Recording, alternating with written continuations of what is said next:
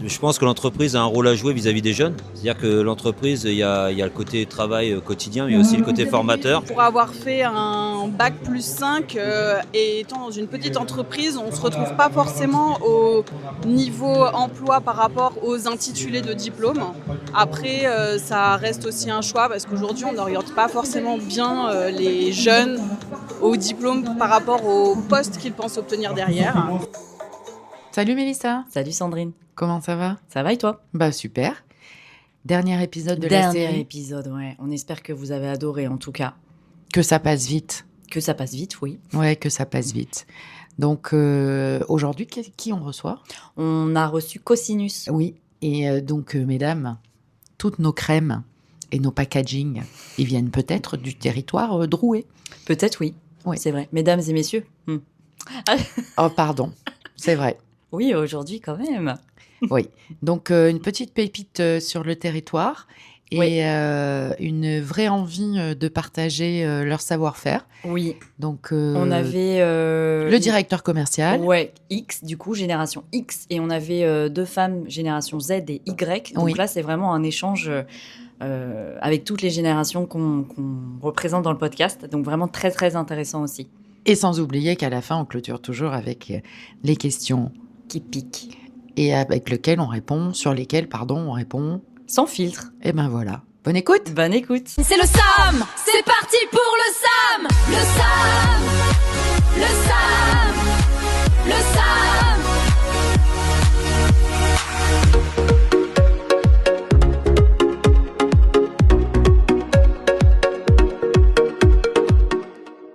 Bonjour. Et bonjour.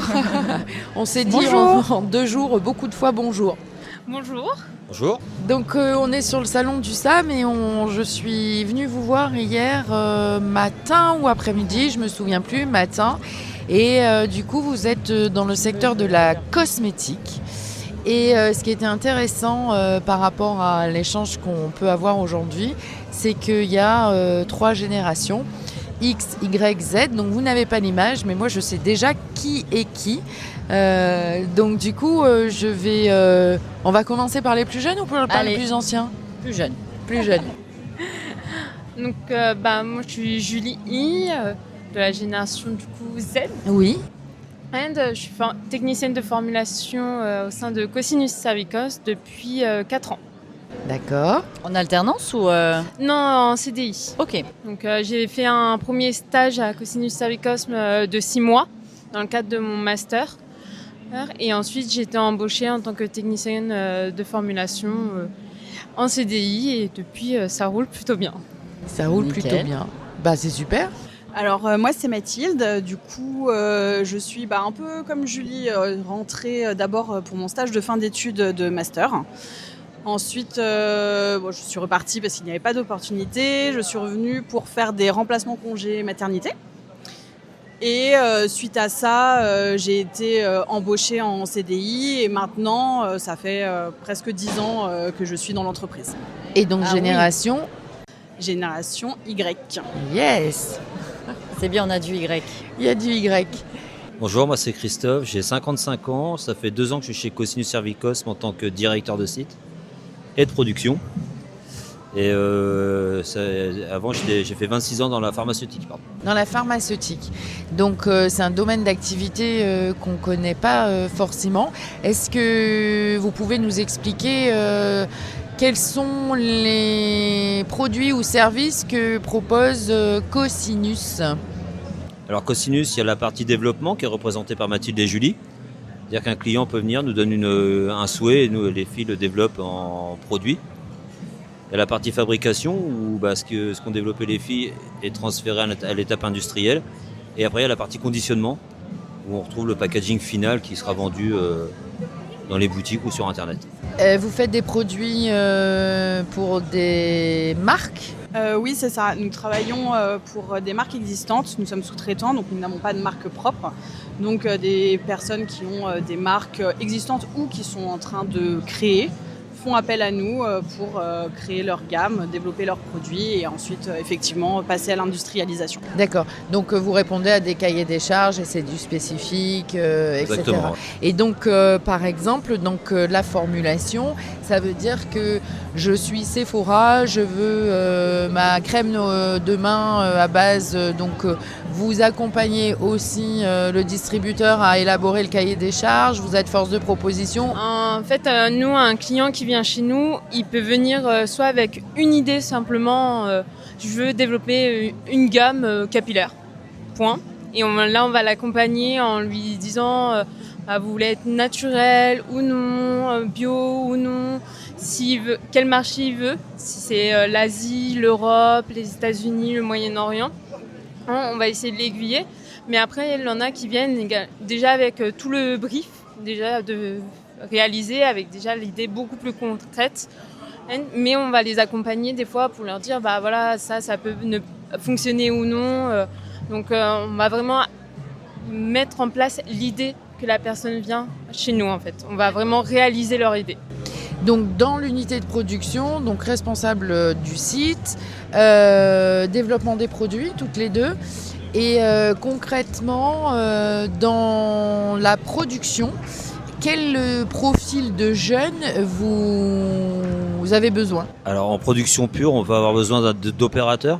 Opérateurs de production, alors sur la partie fabrication pesée. On va avoir aussi des techniciens pour chapeauter un peu la partie opérateur. Et aussi des opératrices, alors je dis opératrices, majoritairement c'est des opératrices que nous avons, mais ça peut être aussi des opérateurs de conditionnement. D'accord. Et alors pourquoi vous avez souhaité être sur le salon de l'alternance, de l'apprentissage et des métiers ? J'y vais. Je pense que l'entreprise a un rôle à jouer vis-à-vis des jeunes. C'est-à-dire que l'entreprise, il y a le côté travail quotidien, mais aussi le côté formateur. Je pense que l'on a un rôle important à jouer pour le devenir des futurs travailleurs, on va dire, ceux qui vont nous remplacer plus tard. Donc on a un rôle important à jouer sur cette partie-là. Ouais. Alors moi aussi, ce qui m'interpelle, il y a génération Z, génération Y. Comment on manage ces générations ? Par l'expérience, je pense. Par l'expérience ? L'expérience, oui. Non, c'est des générations. Alors la génération Y, ça va. La génération Z a du mal à se défaire de son téléphone. Et dans notre métier, ça fait partie des consignes où on ne doit pas avoir le téléphone. Typiquement, c'est un exemple. Mais le téléphone, il est greffé à la main. Ils ont du mal à s'en débarrasser. C'est vrai que... Et plus on avance dans le temps, et plus que c'est devenu vraiment un outil à part entière dans la main. Donc, c'est vrai, partie de ces choses où c'est la différence à manager entre les générations précédentes. Et donc, la notion de l'appartenance à l'entreprise, ça fait 4 ans, là je m'adresse à la génération Z, ça fait 4 ans. L'appartenance à l'entreprise, ça évoque quoi pour toi, génération Z ? Je pense que déjà, ça dépend de l'entreprise. Moi là, je suis passionnée par mon travail, donc ça aide beaucoup à vouloir rester dans ce travail-là, parce que quand on aime ce qu'on fait, mais aussi de nos collègues, de nos responsables qui en fait vont travailler même avec moi pour vraiment qu'on évolue tous ensemble, pour que j'évolue moi-même, parce que je suis arrivée dans l'entreprise, je connaissais pas grand-chose, on va dire. Et ils me font évoluer, du coup ça permet aussi de vouloir faire évoluer l'entreprise avec, parce que voilà, si j'évolue, pourquoi pas l'entreprise également. Donc je pense que c'est un tout qui fait que on souhaite rester dans l'entreprise et qu'on se sent bien dans cette entreprise-là. Se sentir un peu utile, non ? C'est ça, et puis c'est vrai que nous on est sur un marché qu'on vend à n'importe qui, à nous-mêmes, parce que on est les premiers à utiliser des produits cosmétiques tous les jours. Et du coup, c'est sûr qu'on veut évoluer pour être utile à toute personne qui va chercher un nouveau produit, quelque chose qu'il n'a pas connu ou quelque chose qui va lui rendre sa journée un peu plus agréable. Donc, ça va jusque-là, jusque dans le produit. Bien sûr. D'accord. Chaque personne aime bien le matin avoir une routine de produits cosmétiques, notamment chez les femmes, mais chez les hommes aussi. Malgré tout, nous, on fait du soin, de l'hygiène, du capillaire. Un homme, il va dire non, mais je n'utilise pas de produits cosmétiques, mais il va se nettoyer, il voudra une jolie odeur aussi pour se nettoyer. Donc c'est vraiment tout type de personnalité, tout type de personnes pour lesquelles on travaille.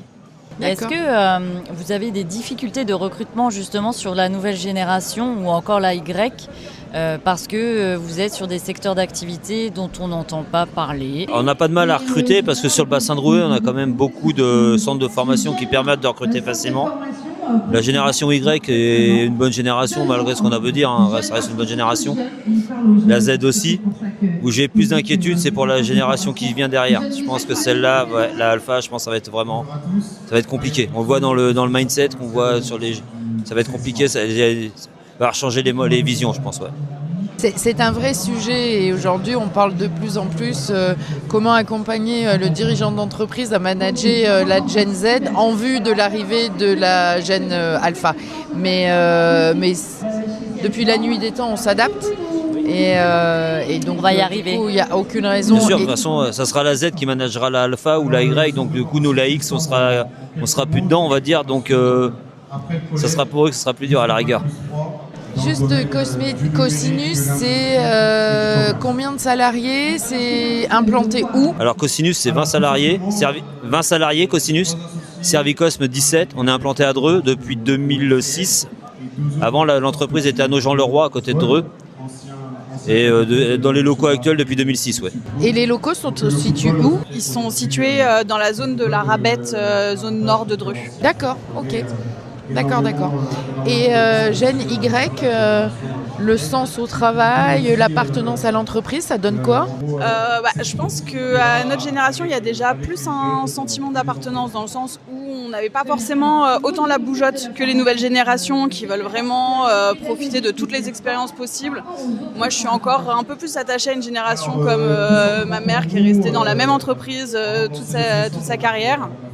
Donc c'est vrai que j'avais plus cette vision-là du travail.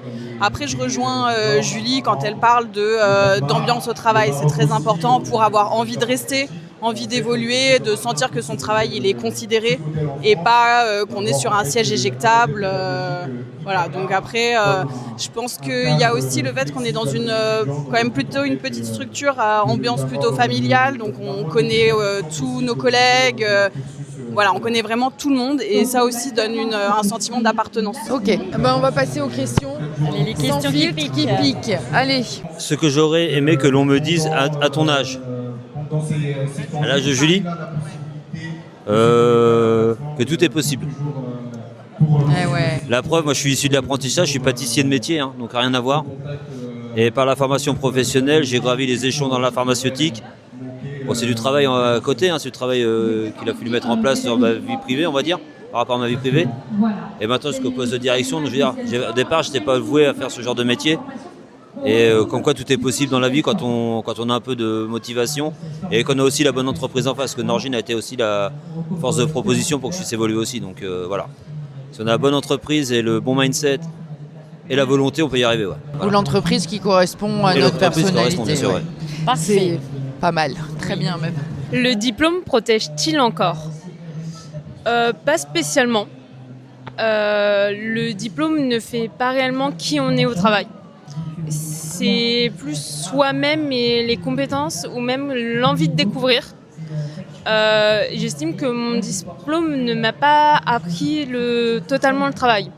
Il m'a appris la théorie, ce qui était très utile, qui était très importante parce que pour réussir l'entretien du stage, par contre, c'est derrière sur le travail où j'ai pu apprendre, évoluer également parce que d'apprendre sur des générations plus importantes qui ont plus d'expérience, c'est vraiment ça qui va me protéger plus tard. Et mon diplôme dans 10 ans, je suis pas sûre qu'il me protège. Mais par contre, mon expérience au sein du travail avec des personnes qui m'ont appris comment travailler, comment manager, comment trouver les petites astuces dès que ça ne va pas, c'est plus ça qui va protéger. Et le diplôme, c'est une porte d'entrée au début. Mais il faut déjà, même au début, avoir quand même une personnalité avec une envie d'apprendre. Très belle réponse aussi. Franchement, c'est bien. Mathilde a la pression. Oui, alors, ce que ton parcours dit de toi aujourd'hui. Vaste sujet, parce qu'au final, pour avoir fait un bac plus 5 et étant dans une petite entreprise, on ne se retrouve pas forcément au niveau emploi par rapport aux intitulés de diplôme.